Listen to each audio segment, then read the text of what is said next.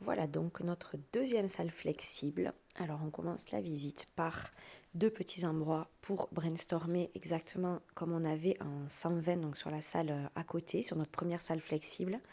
Donc ces deux endroits marchent très très bien pour les élèves, notamment lorsqu'on travaille sur de la méthodologie de projet. Donc on a remis ces petits brainstorms. Ici, donc, on a toujours une armoire pour pouvoir mettre les chaussures des élèves pour ceux qui souhaitent se déchausser. Ici, on a un petit placard où on a placé juste la peinture pour les ASSP et pour les animes. Ici, on a donc deux tables manches debout. Donc, ces tables, on peut y travailler debout. On peut y travailler, donc on a acheté quand même des tabourets pour s'asseoir. Ou bien on peut pédaler puisqu'on a acheté des sièges vélo. Voilà. Avec une petite... un petit outil qui permet de voir les performances de nos élèves.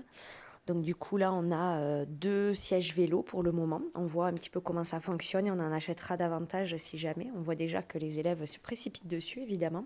Surtout en fin de journée, je pense qu'ils ont des choses à évacuer. On a une table centrale qui est en forme de C qu'on a fait créer par un menuisier toulousain, donc du sud de Toulouse.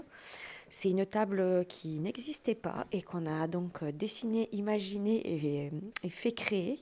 Donc on en est très très fiers, ça nous a pris beaucoup de temps.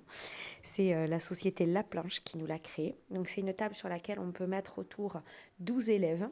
Voilà, alors en réalité, on en rentre même plus que ça, parce que nous, on a décidé de mettre des élèves à l'intérieur aussi. Donc là, bon, il y a juste un ballon avec le socle, parce qu'il y a un élève qui a dû s'installer ici hier, mais sinon, on peut mettre 6-7 élèves aussi à l'intérieur. Donc finalement, c'est une table qui rentre quasiment une classe entière.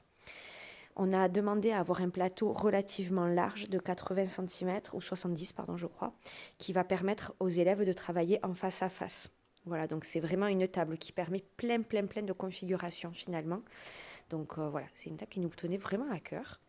Ici, on a un petit salon où on a acheté des tables gigognes, donc qui se détachent les unes des autres, ce qui permet aux élèves de les prendre et de travailler là où elles le souhaitent. Pour des élèves, par exemple, qui travaillent sur des tapis de yoga qu'on a dans la réserve, elles peuvent prendre la petite table aussi.